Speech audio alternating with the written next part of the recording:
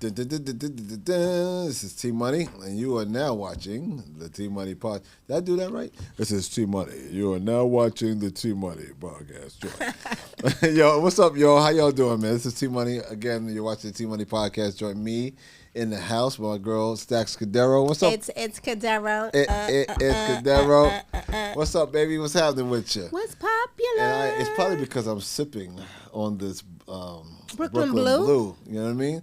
Talk to me a little about what Brooklyn Blue is. Oh, Brooklyn Blue will get you excited. Okay, so Brooklyn Blue is a pre-mixed cocktail with Puerto Rican rum. Puerto Rican rum. Puerto Rico. Coconut rum cream and fresh pineapple. Yes, and it's best served over ice, and you have to be over 21 to drink it. So be sure to follow. Okay. Why do I got to be under 21? I don't Because you have to be legal. Why legal? You gonna drink Because whatever. if you're not legal, then they get into trouble. So we don't need them to get into trouble. So you have to be over 21 to buy and to consume, and that's it. Because and to consume. Yeah, Okay. because if you have more than one, then you're gonna be like stumbling, and somebody gonna know that you drunk, and then they're gonna be like, "What you was drinking?" You gonna be like, "Mira, Brooklyn Blue." So we don't need that to happen. So you have to be making sure that you're responsible, and that you're making sure that when you listen to the T Money Podcast, that you have That's Brooklyn right. Blue. Okay, so make sure Drink that responsibly. you follow See. Brooklyn Blue Cafe Creative, and you spelling Brooklyn like hyphenated and everything, like small, like BKLYN, like that. Brooklyn Blue Creative on IG, and On they might IG? follow you back. Okay, maybe. Or they might sponsor something that you haven't, but Okay, like follow. No question. Yeah. No question. Uh-huh. Thank you so much. Peace out to Aaron. Peace out to DJ Lex Brook. Peace out to Brooklyn Blue. We appreciate you. Thank you so much. Today, we have a very interesting guest. I just want to say that right now. Because this guy is Gets to the bag? It deserves it. Pardon me. It gets to the bag. It gets to the bag, and I want to be clear that he needs to be represented in a way that he doesn't get his flowers. So I just want to keep it 100. This is my man, Mr. Excitement, in the building. Mr. Can Excitement. we clap for Mr. Excitement? Thank you, Go. thank you. Can we clap All for right. Mr. Thank you. Excitement? Yeah. I feel the love. What's Thank you up, so baby? much. How you doing, man? I'm good, man. I'm hanging in there one day at a time. No. Hey, listen, that's how I got to go down, right? Absolutely. Yeah, listen, I every time I say your name, I'm thinking that I am the great Funk Master Flex saying your name. You know what I mean? Say it. Yeah. Mr. Excitement in the There building. you go. Yeah, There no you go. I question. like it. One more time. Mr. Excitement in the building. There you go. Yo, how you been, man? So talk to me, man. How you been? I'm good, man. Yeah. It's, just still working, man. Still Yeah? working, but enjoying the process. So. Yep. Yeah. 'Cause I know right now that you've been working with a lot of R&B artists, but we're gonna get to that. You know. So I need you to do me a favor and do our viewing audience a favor and take me back, man. Take me back to your hip hop origins, bro, and talk to me about all the things that were happening and transpiring for you early on, man. I mean, I know that you were doing television and all that, but there was a life even before that. So talk to me a little about that. Right. So it's funny. I met Funk Flex literally in high school. Really? Ninth What grade. school? The Bronx? Our Savior Lutheran. Oh, okay. Yeah, we went to private school. Okay, You know, okay. Sounds a little corny, but our All right. education wasn't that bad, so I can't complain. Ain't nothing wrong with that at all, right? But he was my locker partner. Locker partner? He was my locker. So Say that again. back then, when you went to school, you had a locker partner. So it's like we shared a locker.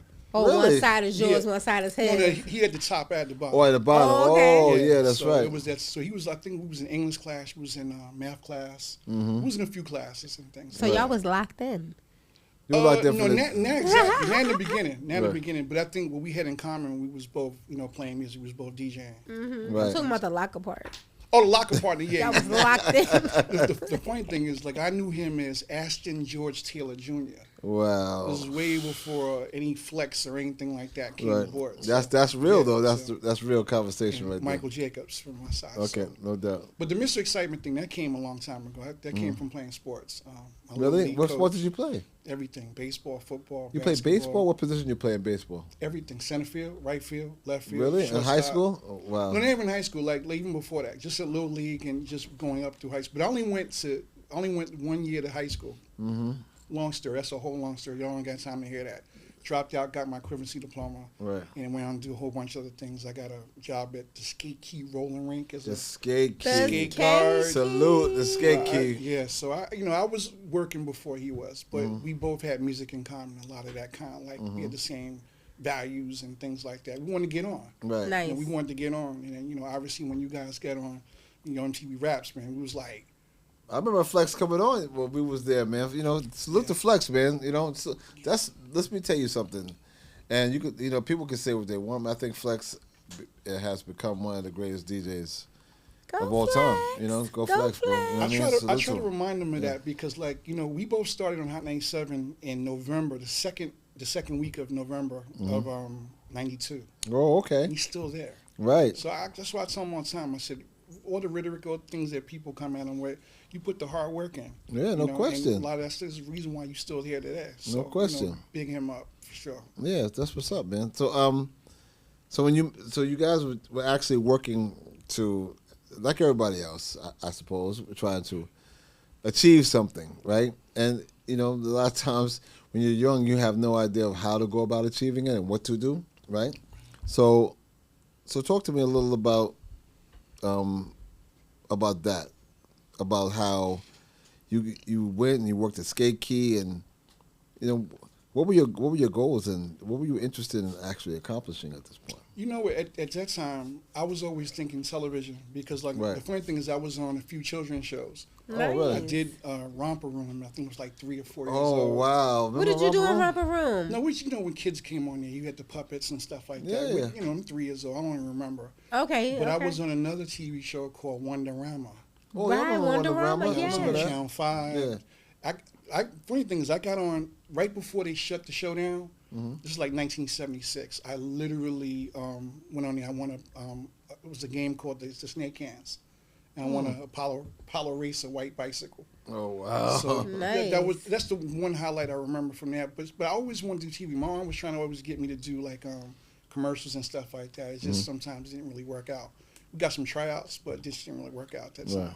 I guess I had to look at that time. Afro, Right. cute kid, whatever.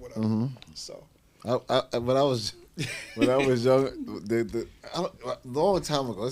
Somebody say a long time ago. Long time ago. Real long time ago. This commercial agent came to my house.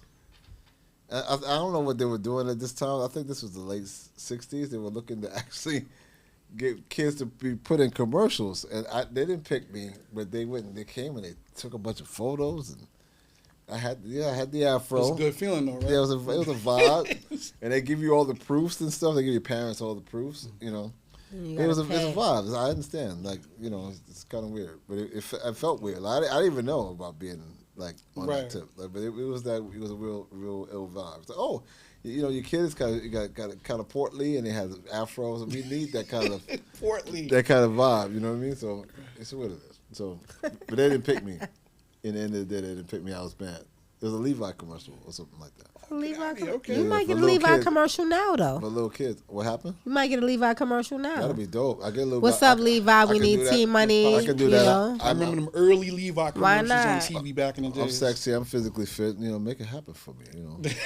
Let's do this. Anyway, I don't see why not. Go ahead. So that's cool. So you had that energy permeated, and then you're doing your things. So how did you wind up on television, like doing a show of your own?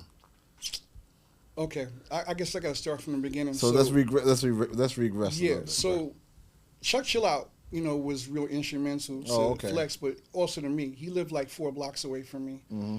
Flex lived about 6 blocks away from me. So, we hung out. We used to go hang out with Chuck. Mm-hmm. And, 9MM, we used to be in a junior bowling league back in the days. Right. Just 9 now. Derek Keys, just a real name. But Right. we all wanted to be we wanted to do something in the industry. We were just trying to figure out what it was. And being that they was rappers, Flex was a DJ. I was too, not as good as him.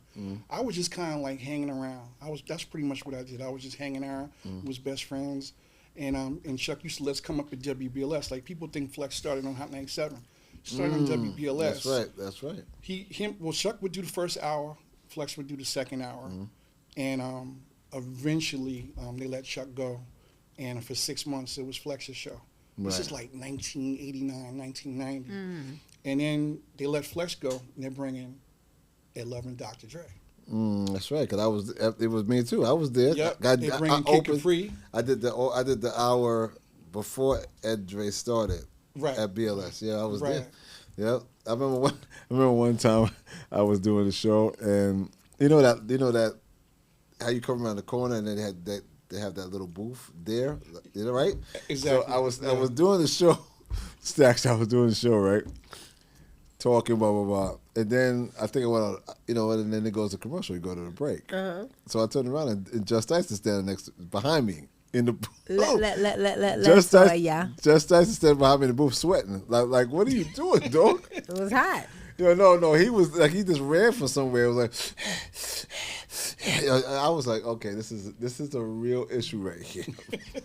But no, even Just was cool. Salute to Just Ice, but that was really a wild moment. You know what I mean? Because I didn't know anybody was in here with me, right? And you know how tight the booth is, right? That's hilarious. That was funny. This was BLS when they was on 2nd Avenue. Yeah, Second Avenue. That's a lot of things happened in my car got stolen in front of the building. You know, oh my God! All kinds of stuff. I had somebody knocked off my mirror.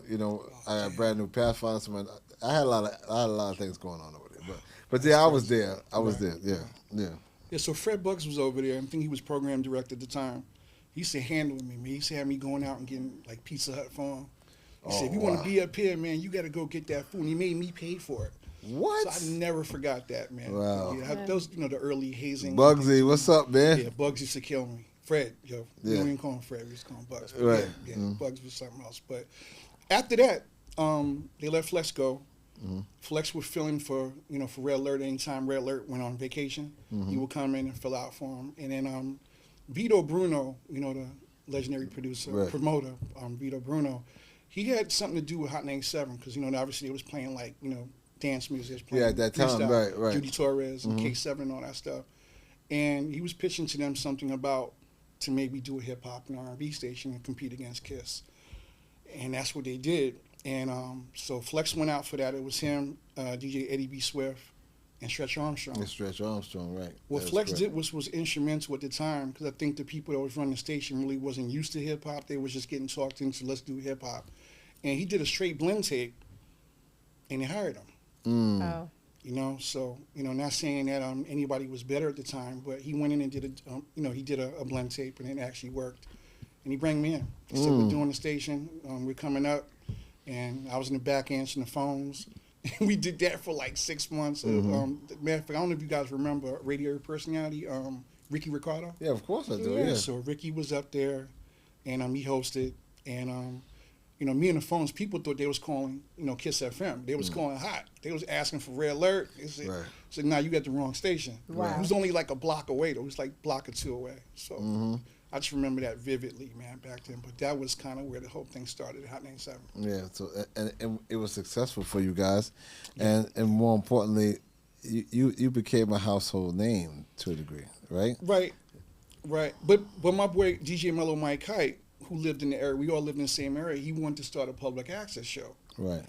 So he created Street Funk TV. I think we debuted sometime in like 94, but we was shooting in 93. And one of the things was we was promoting the Palladium. Yeah, you were doing all the interviews with the artists, in right? there, and then we started doing the Tunnel nightclub. Right. I didn't even get into that yet. So the close. Tunnel But it was interesting because that was kind of the whole start of the whole TV thing. So because we was the only ones allowed in there to shoot, we got everybody on that came in. So that was one like feather in our cap. Plus we didn't play music videos. We was basically playing like live performances. That we shot ourselves.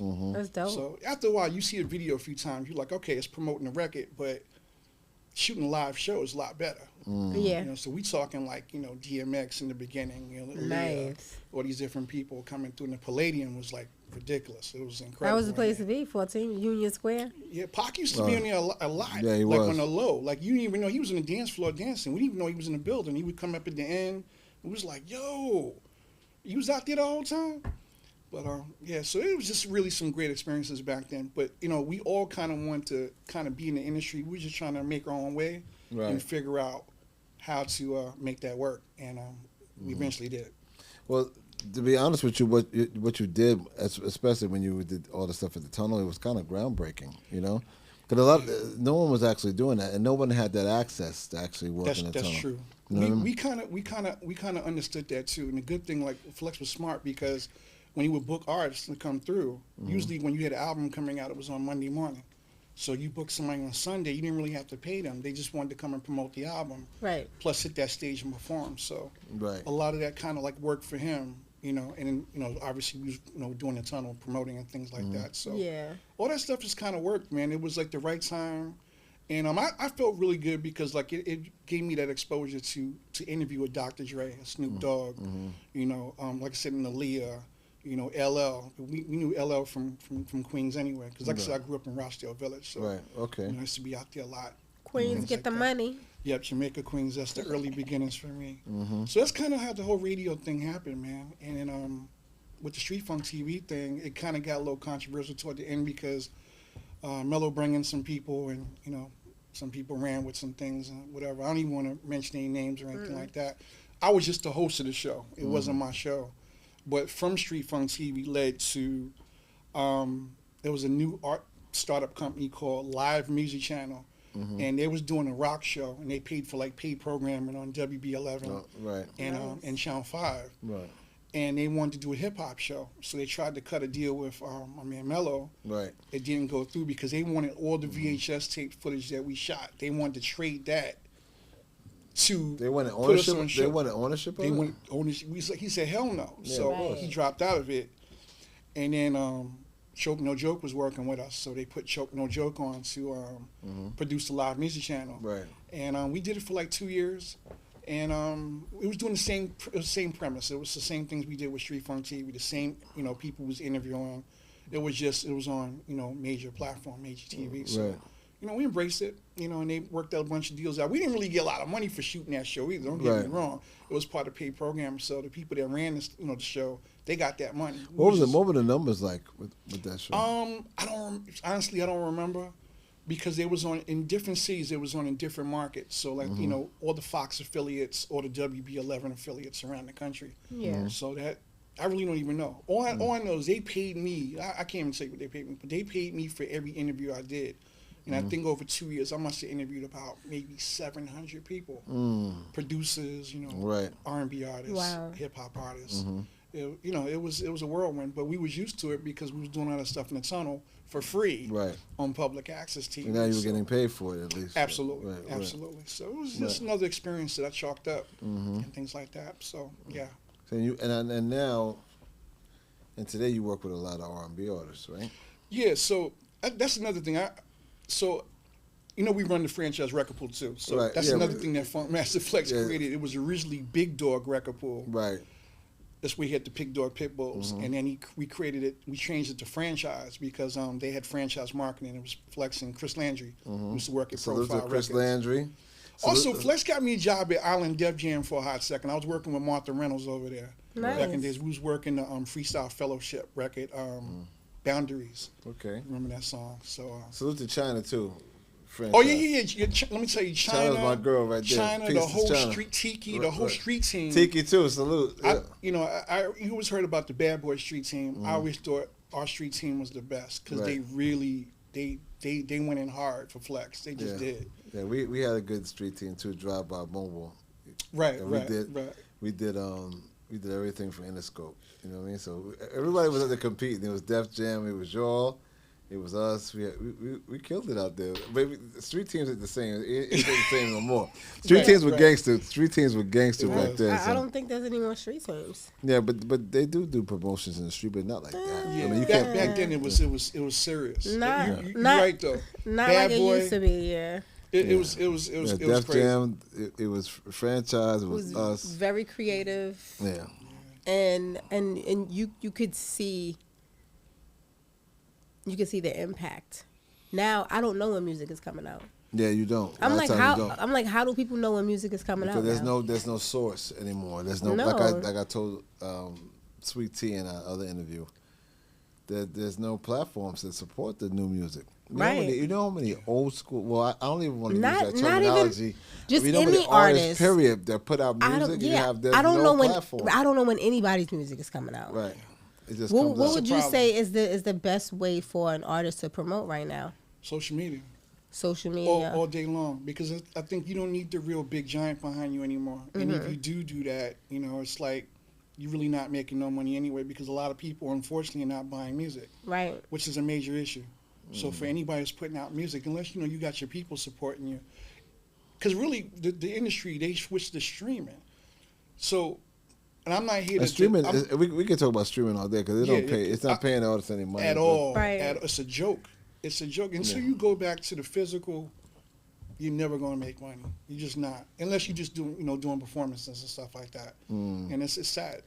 Let us know in the comments right now whether or not you actually own a CD player or a record player. They probably because do. this They may not admit it though. No. If you let us know, then that will help the artists to know whether or not they should actually press up CDs or press up records so that you can have these mementos. Yes, it's facts. Right? Please let us know. And a physical copy, because it doesn't make sense for us to press up anything that you're not going to play. Mm-hmm. So how are you involved in the R&B world now? A lot. Yeah, but I mean, what's like? So I'm a dope R&B artist. I'm coming to you, Mr. Excitement. How are you working with me? So we got people that work with people that are coming out, but like what I do, like literally in a regular, I work with all the legends because it's a lot easier working with them. Only because of the fact that it was always on my bucket list to somehow get in the promotion, because we was promoting the clubs already. Right. Nice. I wanted to do concerts. I remember I told Flex like in 2003. I said, look, I had just met Patti LaBelle, right? And big shout to her son Zuri Edwards. Yeah. And Zuri had a independent record company out of Philly called Quake City Records. Right. So he came up to the office and dropped his records off. And I was like, waiting to kind of like just talk to him a little bit. I was like, yo, your mom's going to be in town anytime soon? Because, we do this public access show. He said she'll be here in 2 weeks. And he set up for me to meet at the Right Track Studios up on Broadway. And she came, she was a little late, and I kind of like dozed off. And she got there and she like plucked me upside my head. She said, let's do this interview. Let's go. And that wasn't like the moment, but I always want to work with the stylistics. I want to work with the Delphonics, Melba Moore, Tavares, and it was like calling me. It was literally like, you can do this. So I told him, I said, yo, I'm doing this show. Do you want to get involved and help with the sponsorship? So he sponsored my first 2 shows in 2004, and they did well.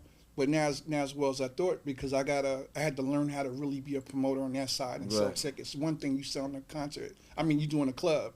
Concert's a whole different situation. Yeah. Right. So that's what I learned the hard way. And I said, I may not do this anymore.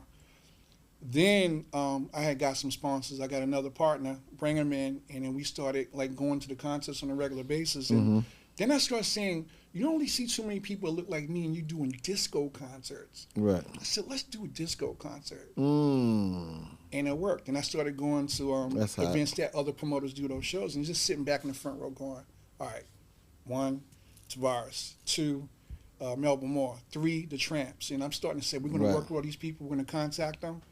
And then I created Excitement Worldwide concerts and events, and we started throwing these shows. We've been doing the Excitement Worldwide thing since 17. Yeah, I've been to a couple of concerts I know that you had in the Bronx. The Legends of Disco too. Yeah. CeCe Peniston. CeCe, yeah. I still yet to meet CeCe. I'm trying to. You still didn't meet her? You because we'll talk about it. The day that we were there, she was in the room. She wouldn't come out. And I think something happened. I had to go, whatever. But we'll link up. You know what I mean? Because CeCe's really she's a phenomenal artist. She's super cool. Yeah. And she still is incredible on stage. Right. She's not lost her voice and anything. She's still moving on stage doing her thing. So do you have you said you had a calling, you were drawn to working with the R&B artists. Is it a different energy than what's the energy like as compared to hip hop? I think as literally as a promoter, I think the biggest thing for me was like, as a promoter and you own companies, when you're doing clubs, if somebody gets hurt, they're suing you. Right.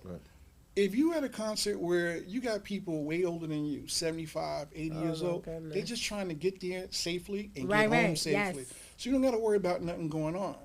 And it's that type of situation. So I said it's easier for people to come out to see. Like, it's like we're going to see Lionel Richie. Obviously, we can't afford him. Right.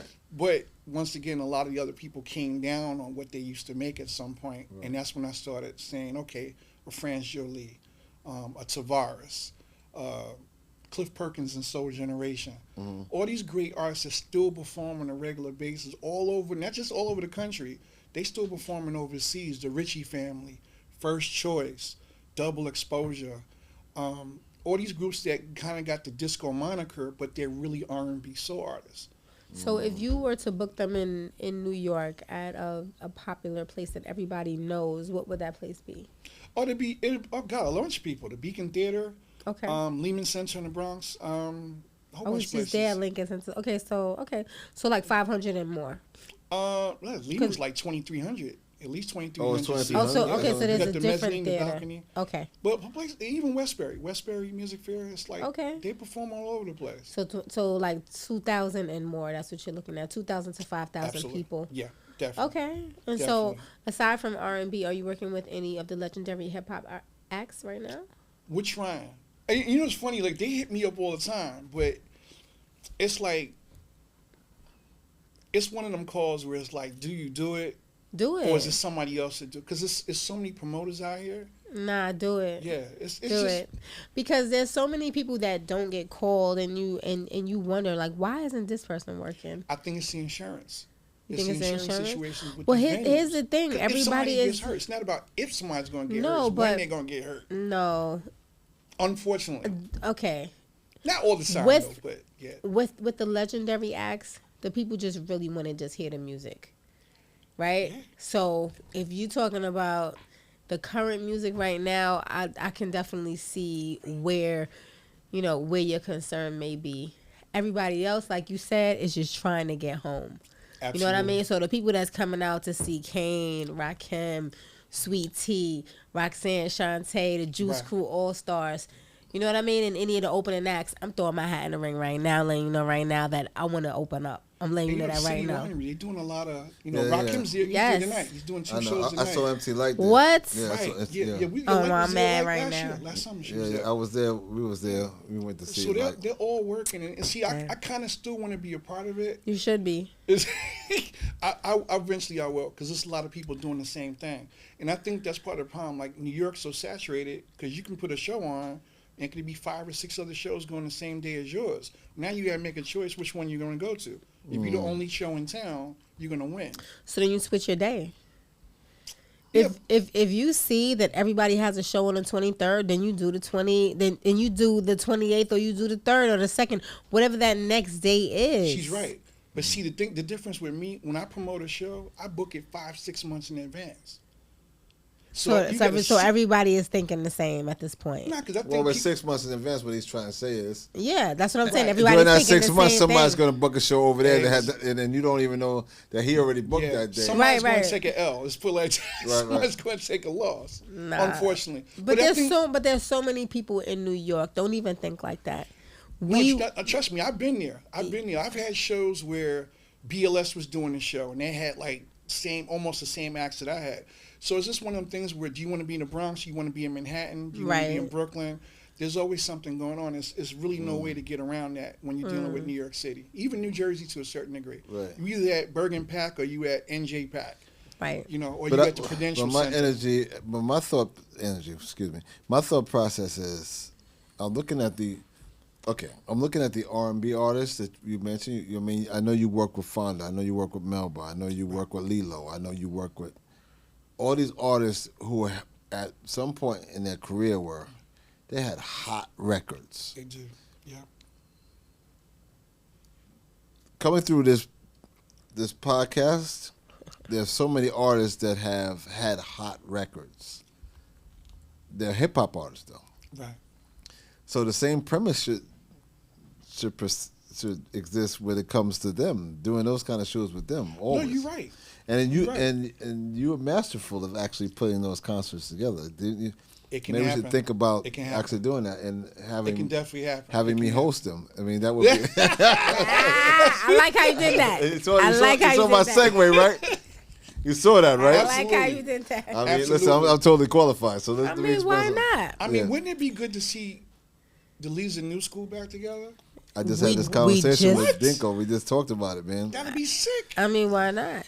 You know, that'll stop the whole show right there. You know, Why Tribe not? Called Quest. Yes, it's like, leaders of the new school, Tribe Called Quest, Rakim, Big all Daddy all Kane. these guys make money overseas. They do. tour. They need to make the money here though, because that's the thing. Like other cultures embrace hip hop so much to where we see the actual breakdancing being embraced by a different culture. Right. Now, I'm not mad at that. I think it's beautiful, but at the same time, it needs to be here, right? So breakdancing should happen at the Hip Hop Museum. If if you don't know, then I know some choreographers. Let's make it happen. Let's go. But you know, Yeah. you know, a lot of the breakers they hate the term break dancing because they always like Mr. Wave and them, they're like it's breaking. It's Listen, breaking. all right, No fine, break dancing. breaking. No, but I'm just Right. saying, like, with the 5 elements of hip hop, or 6, okay, because we don't want to offend nobody. But okay, with the elements of hip hop, if that's safer to say, right? I believe that. We just want to make sure that everything is being acknowledged, and not just by other cultures, but right here in the U.S. where it started. Absolutely. That's all. I agree. But I'm just trying to bring you right back into hip hop. I'm not saying to leave. Oh, no, I never I'm left. I not. never I'm left. not saying to leave R&B. Okay, so you didn't Right. leave. So what you doing now to embrace the culture? The record pool. The record pool. Okay. Even though we get a whole bunch of music, we still get a lot of the boom bap. We got a lot of independent artists around the world that embrace the 80s and the 90s hip hop. So how does that work It works really good. It works really good. 'Cause for a new artist that wants to introduce their record to your record pool? How does that work? I always tell artists, put your music in every professional record pool on the planet. Like Right. it's not just about us. It's because if you're in other record pools and their DJs are jumping on that music, they're gonna do that. I think the problem with today's DJ, which is a younger DJ, the 17, 18-year-old, they're not seasoned yet. All they know is what they hear on the radio, and that's the problem. It's been like that for years. Yeah. So it's like, even though like there's some great music in there, they're not going in the independent room. They're going straight to the hip hop, the R&B, the pop, rock, and country if you're into that stuff, the Afro beat, the Amapiano. Afrobeats, Yeah. yeah. Like on our website, we carry. I don't lost track of how many genres we have. What's the website for the audience? FRP.live. Okay. It's still franchise record pool, but the new site is FRP.live. Okay. It's still franchise after all these years? Yeah, we kept the franchise because we didn't really want to change it. I think the biggest thing was like, so I know we didn't touch on this, but they changed a lot of music laws, obviously. Right. And that's why if you ever go live and you stream live and you play anything associated with Sony or Warner Brothers, they're gonna shut your live down. Oh, wow. Oh. So it's always been an issue, and I think part of the problem is record pools can't carry Sony music anymore, and pretty much 60% of what you hear on mainstream radio is owned by them. Wow. You take that away, those DJs don't have that music, but what they really want you to do is stream the music so you don't own the music in the first place. You're basically renting music.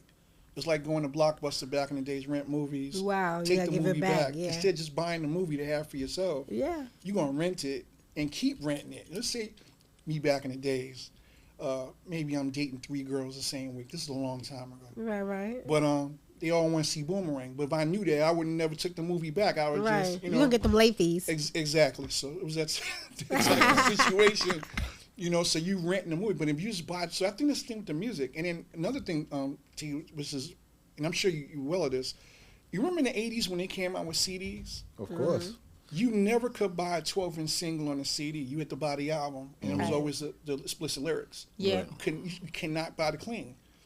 They also didn't give you instrumental and acapella. So if you want to be like creative, you don't have the ammunition to be creative. Right. They did the same thing with the MP3s. Oh, wow. Go to iTunes, go to Amazon, try to buy a song. It's all the dirty version. You can't get an instrumental, can't get a clean, can't get acapella.